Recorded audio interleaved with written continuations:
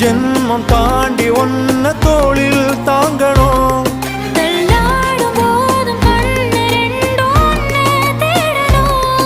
உயிர் விட்டு போகும் அந்த நொடியில் ஓருவம் முன்னால் வரணும்.